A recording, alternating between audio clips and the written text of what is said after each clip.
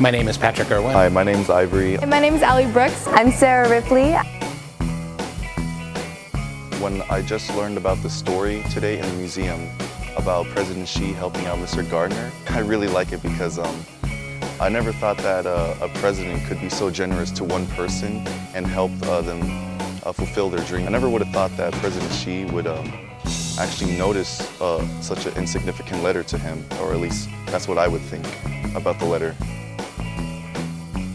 Just seeing how he extended that hand after the man had died, Mr. Gardner, just extending that hand to bring his wife back to see where he had grown up and where he had lived when he was younger. I really like my new friend Andy. He's really cool. He just shows me around and he knows how, like what's good and what's not good. So I was like, oh, okay, I'll just stick by you and then everything's gonna be fine. I was told that it might happen, that he and his wife might come to school, and would I be willing to learn a Chinese song with my students? And I said yes. And in the end, it was one of the best things that we have ever done. The kids still love to sing the song. We kind of can't believe that it happened, and we enjoyed it so much.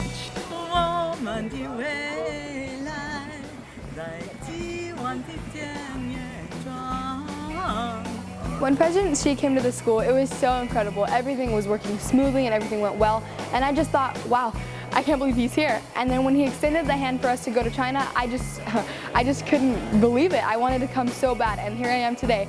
And it's just so incredible to be here. And one thing that really impresses me the most about China is I was really impressed by the Great Wall and just like how immense and big it is, because I could barely make it to the first checkpoint and I was already tired out.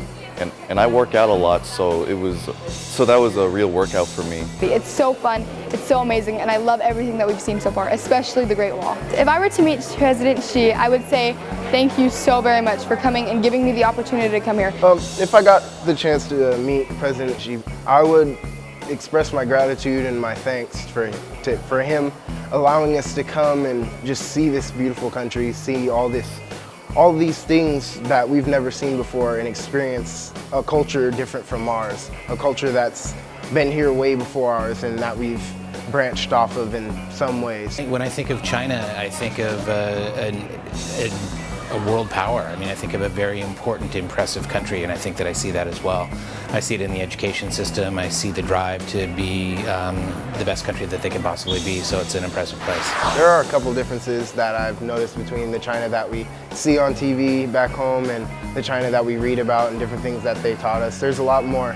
There's just a lot of, it's just different, actually, because there's just all these different things that you see, all these different people. I would introduce China to my friends when I got back home as just a place of lots of wonders and lots of people. There are a lot of different things, a lot of generosity, a lot of kindness. And when you get here, you just take in all the history and all the culture that you see everywhere around you and throughout the cities. When I get back home, I want to tell obviously all my friends about this China trip. Some main things I would tell them is China's a beautiful place. It has lots of old buildings, lots of new buildings, and lots of really good food. Something I would tell my friends about China is it's a really cultural-based place. It's beautiful, it's fun, and if they get the chance, they should visit. Everything has been impressive, but the people have been the most impressive. The generosity and the kindness and the friendships that we have made. I have nothing but really warm feelings about the visit we had with President Xi.